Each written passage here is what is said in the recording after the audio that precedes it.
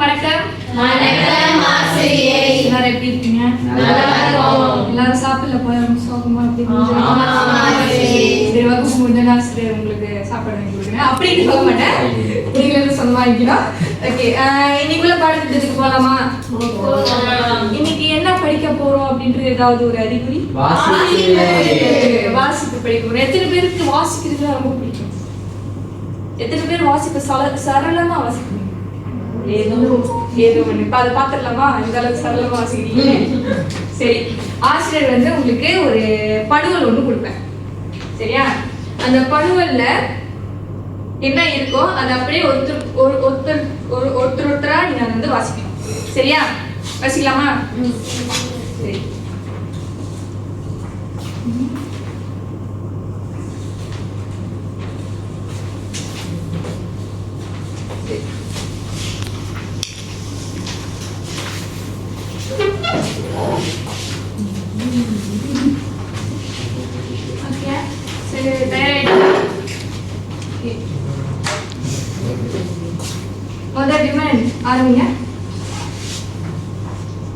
தகவல் தொழில்நுட்பம் வளர்ச்சியினால்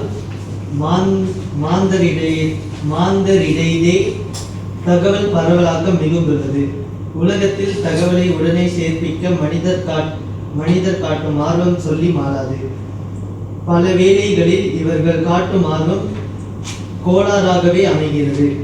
தகவலை பரப்புவதில் இவர்கள் காட்டும் ஈடுபாட்டில் சிறு அளவேனும் அத்தகவலின் உண்மையையும் நம்பத்தக்க தன்மையையும் தேடுவதில் காட்டினால் அனைவருக்கும் நன்மை பயக்கும். நாம் தகவலை பரப்புவதில் தான் முனைப்பு காட்டுகிறோமே தவிர தகவலின் நம்பகத்தன்மையில் காட்டுவதில்லையே என்றென்னும் போது வேதனை தான் நிகழ்கிறது. நன்றி. ஏனின்ற நிலை ஏற்படுகின்றது. பொதுவாகவே நமக்கு எப்பொழுதுமே பொறுமை இருப்பதில்லை. ஒரு தகவல் நமக்கு கிடைத்தவுடன் அதை உடனடியாக நம் நண்பர்களுக்கும் பிறருக்கும் அனுப்பிவிட வேண்டும் என்ற அவசரமே நம்மை சில வேளைகளில் தவறான தகவல் பரவலுக்கு துணை போக செய்கின்றது. மேலும் எதையும் ஆராய்வதிலோ உண்மையை தேடி கண்டறிவதிலோ நமக்கு பெரும்பாலும் ஈடுபாடும் அக்கறையும் இருப்பதில்லை. இதற்கு பொறுமையின்மையே முக்கிய காரணமாக அமைகிறது. சரி, தொடர்ந்து ரேஷ்மா. இன்று மனிதர்களிடையே தான் உங்களை முதலில் செய்தேன் என்றும் தான் ஒரு சம்பவத்தை முதலில் பார்த்தேன் என்றும் சொல்லிக் கொள்வதில் பெருமிதம் அதிகரித்து வருகின்றது. சரி, தொடர்ந்து. இதே நிலையை தகவல் பரவலிலும் காண முடிகின்றது.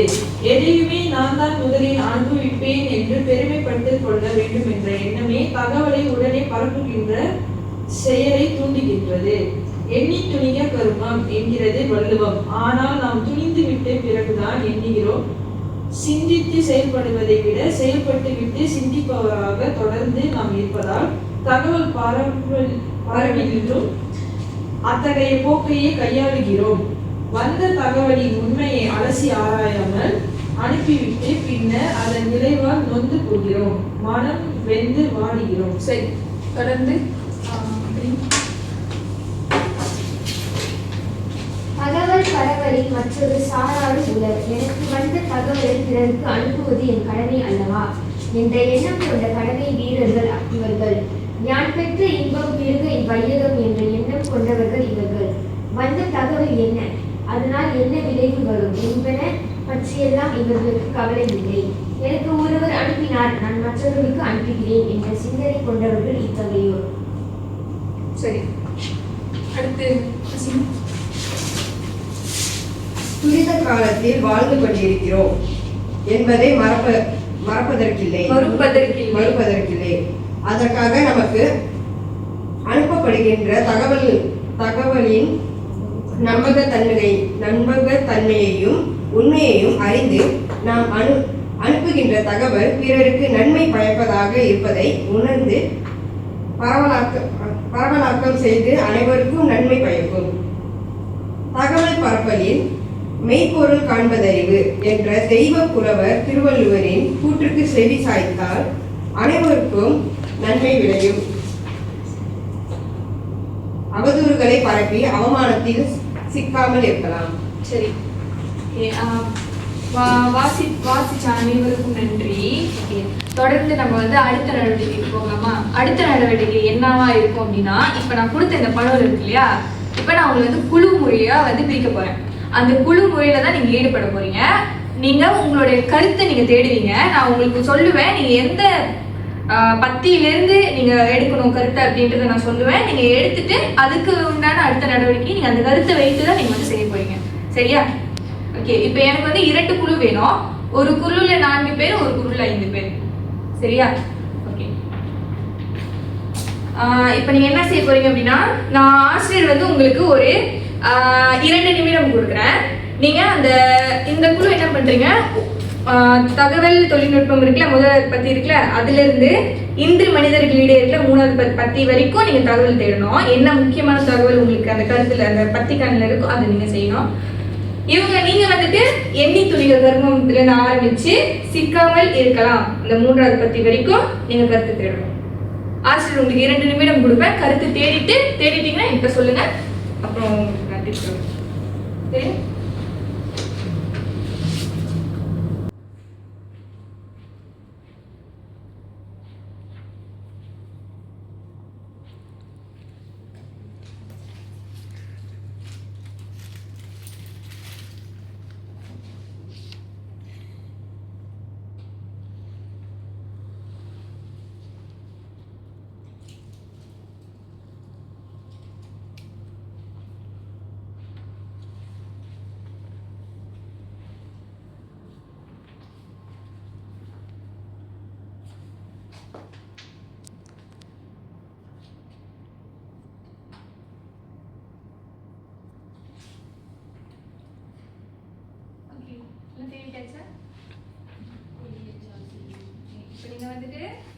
எனக்கு குழு வாரியா ஒவ்வொருத்தரும் எழுந்து நின்று நீங்க என்ன கருத்தை தேர்ந்தெடுத்தீங்க, அது உங்களுக்கு கருத்தா படுதா அப்படின்னு சொல்லிட்டு நீங்க ஒரு கருத்தை தேர்ந்தெடுத்துப்பீங்களா, அந்த கருத்தை வந்து எனக்கு நீங்க இப்ப வந்து சொல்லுங்க.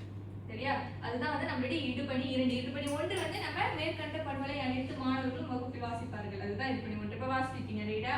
இப்ப 2வதா வந்துட்டு பணுவலின் முக்கிய தகவல்களை குழு முறையில் பகுத்தாய்ந்து வகுப்பில் படைக்கிறது. இப்ப முதல்ல நான் வந்து அந்த குழுல ஆரம்பிக்கிறேன். நீங்க வந்து சொல்லுங்க, வரிசையா சொல்லுங்க, உங்களோட கருத்துக்கள் என்ன அப்படின்றத வந்து ஆசிரியர்கிட்ட சொல்லுங்க. முதல் பத்தியில வந்து தகவலை பரப்புவதில் இவர்கள் காட்டும் ஈடுபாட்டில் சிறு அளவேனும் அத்தகவலின் உண்மையையும் நம்பகத்தன்மையையும் தேடுவதில் காட்டினால் அனைவருக்கும் நன்மை பயக்கும். அதை நீங்க இன்னும் சுருக்குனா எப்படி ஒரே வாக்கியத்துல சொல்றதுன்னா என்னன்னு சொல்லி அது எங்க அது வந்து என்ன முதன்மையா இருக்கு அந்த இடத்துல? தகவலின் நம்பகத்தன்மையும் தேடுவதில் உண்மையையும் நம்பகத்தன்மையை தேடுவதில் முக்கிய காரணங்கள் அனைவருக்கும் நன்மை பயக்கும். முதல் பத்தில அந்த வழிதான் கருத்தா இருக்கா? வேற ஏதாவது கருத்துக்கள்? 2வது பத்தினா யார் வேணாலும் சொல்லலாம். ஒரு தகவல் நமக்கு கிடைத்தவுடன் அதனை உடனடியாக நம் நண்பர்களுக்கும் பிறருக்கும் அனுப்பிவிட வேண்டும் என்ற அவசரமே நம்மை சில வேளைகளில் தவறான தகவல் பரவலுக்கு துணை போக செய்கின்றது. இது எத்தனாவது வரியில? 2வது பத்தியில 2வது வரி. ஒரு தகவல் நமக்கு கிடைத்தவுடன் அதை உடனடியாக நம் நண்பர்களுக்கும் பிறருக்கும் அனுப்பிவிட வேண்டும் என்ற அவசரமே நம்மை சில வேளைகளில் தவறான தகவல் பரவலுக்கு துணை போக செய்கிறது. அதாவது நம்மளுடைய அலட்சிய பொறுப்புனால. சரியா? அதுதான் உங்களோட கருத்து. 3வது பத்தியில மனிதர்களிடையே தான் ஒன்றனை முதலில் செய்தேன் என்றும் தான் சம்பவத்தை முதலில் பார்த்தேன் என்றும் சொல்லிக் கொள்வதில் பெருமிதம் அதிகரித்திருக்கிறது. இதை சுருக்கமா சொன்னா எதுவுமே நான் முதலில் செய்யேன் அந்த ஒரு எண்ணம், பெருமிதம் கொண்ட எண்ணம். சரி, ஓகே. 3 கருத்து 3 பத்தியிலிருந்து எடுத்துட்டீங்க. உங்க கருத்தை நீங்க வைத்து சொல்லுங்க. அதை வைத்து ஒரு முடிவுக்கு வந்து நீங்க வரணும். ஓகே. அடுத்து இந்த குழு முதல் எண்ணி துணிக கருமம், அது அந்த பத்தியில இருந்து ஏதாவது கருத்துக்கள் உங்களுக்கு தென்படுச்சா? வந்த தகவலின் உண்மையை அலசி ஆராயாமல் அனுப்பிவிட்டு பின்னர் அதன் விளைவால் நொந்து போகிறோம். இதை எப்படி சொல்லலாம்? ஒரே கருத்தா சொல்லணும்னா வந்த தகவலின் உண்மையை அலசி ஆராயாமல் அனுப்பிவிட்டு பின்னர் அதன் விளைவால் பாதிக்கப்படுகிறது. அதாவது அவசர போக்கினால், நம்மளுடைய அவசர போக்கினால் நம்ம வந்துட்டு இந்த மாதிரி விளைவுகளை வந்து எதிர்கொள்றோம் அப்படின்னு. சரி, அடுத்து தகவல் பரவலில் சிந்தித்து செயல்படுவதை விட செயல்பட்டு சிந்திப்பவராக நாம் இருக்கிறோம். அப்ப ஒரு தகவலை பகிரும் போது நம்ம வந்து சிந்திச்சு செயல்படுறதை வந்து முக்கியத்துவம் காட்டணும். எது சரி எது தவறுன்னு சிந்திச்சு செயல்படணும். அதுதான் உங்களோட கருத்து. அடுத்து ஒரு தகவலின் நம்பகத்தன்மையும் உண்மையையும் அறிந்த பின்னரே அது மற்றவர்களுக்கு அனுப்ப வேண்டும். அதாவது ஒரு விஷயத்த சரியா புரிஞ்சுக்கிட்டு இது சரியா இல்லையான்னு தெரிஞ்சுக்கிட்டு அதுக்கப்புறம் மற்றவங்க கிட்ட நம்ம அனுப்பணும். அதுதான் வந்து மூன்றாவது கருத்து. ஓகே, இப்போ அவங்களோட கருத்தை அவங்க ஞாபகம் வச்சுக்கோங்க. அடுத்து நம்ம வந்து மூன்றாவது ஈடுபடிக்கு போகிறோம். மூன்றாவது ஈடுபடி என்ன அப்படின்னா பகுத்தாய்ந்த தகவல்களை அடிப்படையாக கொண்டு ஒரு முடிவை கூறுதல். இப்போ நீங்க ஒரு 3 கருத்து வச்சிருக்கீங்க. இந்த குழு 3 கருத்து, இந்த ஒரு குழு 3 கருத்து. அந்த 3 கருத்தை வச்சு உங்களுடைய ஒரு எப்படி வேணாலும் இருக்கலாம். அது ஒரு சூழலா இருக்கலாம். ஆனா வந்து எனக்கு ஒரு முடிவு வேணும். இந்த ஒரு கருத்தை வச்சு எனக்கு ஒரு முடிவு வேணும். அந்த முடிவை தொழில்நுட்பத்தை உட்படுத்தி தான் இருக்கணும். எப்படி வேணாலும் நீங்க செய்யலாம். அந்த 3 கருத்து உங்களோட அந்த பத்தியில இருக்கணும். நீங்க ஒரு பத்தி உருவாக்கணும் அந்த 3 கருத்தை வச்சு. சரியா? புரிஞ்சுதா? ஆசிரியர் உங்களுக்கு ஒரு 3 நிமிடம் கொடுக்குறேன். நீங்க செய்யுங்க.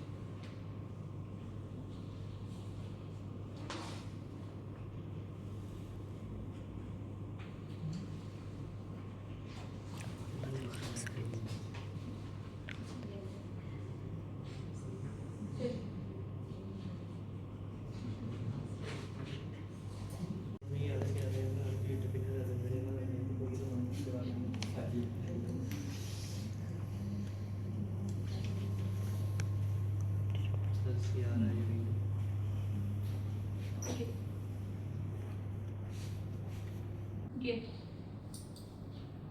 எல்லாரும் எழுதிட்டீங்களா? படிக்கலாமா?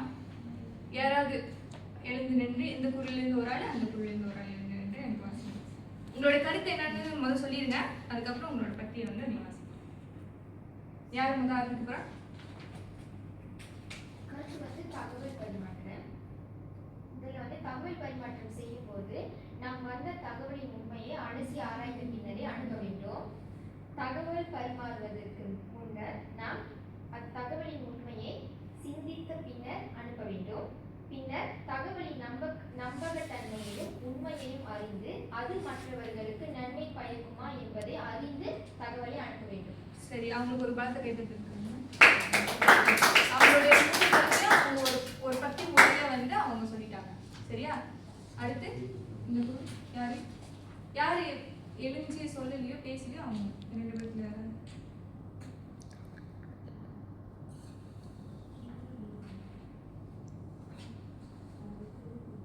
கொஞ்சம் விரைவா.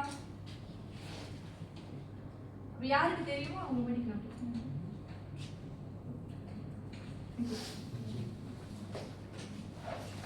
முயற்சி பண்றேன். சரி, ஒன்றாவது தகவலை பரப்பும் போது அதன் உண்மையையும் நம்பகத்தன்மைக்கும் முக்கியத்துவம் கொடுக்க வேண்டும். பிறகு ஒரு தகவல் நமக்கு கிடைத்தவுடன் அதனை உடனடியாக அவர்களின் நண்பர்களுக்கு அனுப்பாமல் பொறுமையுடன் சிந்திக்க வேண்டும். இறுதியாக மனிதர்களிடையே தான் முதலில் ஒரு விஷயத்தை செய்ய வேண்டும் என்ற எண்ணம் இருக்கக்கூடாது. சரி, நன்றி. ஓகே, இதுதான் நான் எதிர்பார்த்தது. இன்னைக்கு வந்து நம்ம படிச்சது என்னது அப்படின்னா, முதல்ல நம்ம ஒரு படுவலை வாசிச்சோம். சரியா? படுவலுக்கு வாசிச்சு அதனுடைய கருத்துக்களை வந்து நம்ம எடுத்தோம். சரியா? முக்கிய தகவல்களை அடையாளம் காண வேண்டும். அடுத்து நம்ம கருத்துக்களை அடிப்படையில் பகுத்தாய்ந்தோம். ரைட்டா? அடுத்து நம்ம அந்த கருத்துக்களை வச்சு ஒரு முடிவுக்கு வந்தோம். இன்றைக்குள்ள பாடத்திட்டம் வந்து ஆசிரியர் இதுதான் எப்படி ஒரு பணுவில இருந்து ஒரு கருத்து எடுத்து அந்த கருத்துக்குள்ள அந்த முடிவுக்கு வரணும் அப்படின்னு தான் நான் வந்து சொல்லிக் கொடுக்கலாம் அப்படின்னு எனக்கு நினைச்சேன். அவ்வளவுதான் இன்னைக்குள்ள வகுப்பு. வீட்டு பாடம் கிடையாது. நன்றி. நன்றி ஆசிரியர்.